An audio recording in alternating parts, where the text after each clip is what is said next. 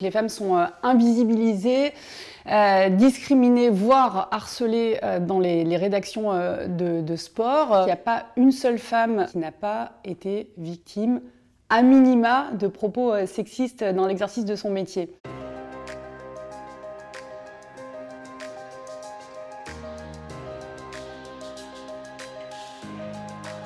On a notamment une jeune étudiante qui s'était rapprochée de nous pour nous raconter son histoire, qui était que, effectivement, elle a été victime de choses complètement déplacées quand elle a voulu trouver un stage, c'est-à-dire quelqu'un qui ne l'a pas prise au sérieux et qui lui a fait des propositions qui n'avaient rien à voir avec le fait de faire un stage, des propositions de sortie, des messages. Je discute souvent avec des femmes surtout parfois celles qui ont le plus d'expérience, qui me disent non mais moi j'ai rien vécu, je comprends pas vraiment de quoi vous parlez, et en général au bout d'1 ou 2 minutes de discussion finalement elles me disent ah oui mais alors ça finalement quand je suis rentrée de mon congé maternité et qu'on m'a dit comment tu vas t'organiser, quand on mettait un peu en sourdine ma parole dans des réunions, dans des conférences de rédaction par exemple, et ça je leur disais ça, ce sont des choses qui sont inadmissibles. Ça, ce sont des propos sexistes, des comportements sexistes. J'avais un chef qui m'avait dit à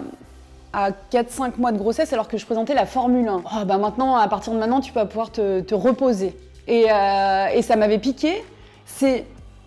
Je n'irais pas jusqu'à dire que je l'avais pris comme un propos sexiste à l'époque, mais je m'étais dit « Ah, alors là, mon petit, je ne vais pas me reposer, en fait, parce que je suis en pleine forme. » 10%, c'est la part des femmes dans les rédactions sportives en France. Le deuxième chiffre, c'est 13%. Ça, c'est un chiffre qui a été sorti il y a très peu de temps par le CSA, qui correspond à la parole des femmes dans le domaine sport, à la télé et à la radio en France.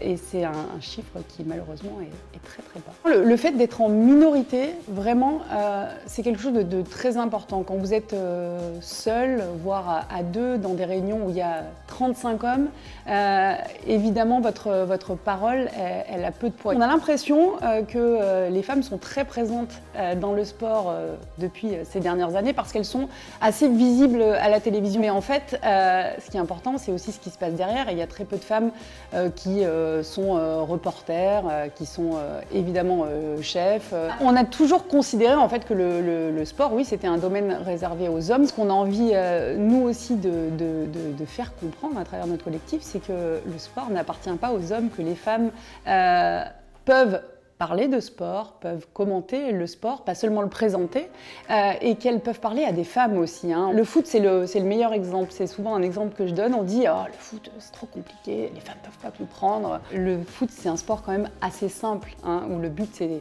justement d'aller marquer un but. Donc, sortons de ces trucs de « c'est compliqué, tu peux pas comprendre », juste regarde du foot, prends du plaisir, va au stade, parce qu'il faut aussi plus de femmes dans les stades. Le sport, c'est cool, c'est chouette, et c'est beaucoup de belles valeurs malgré tout.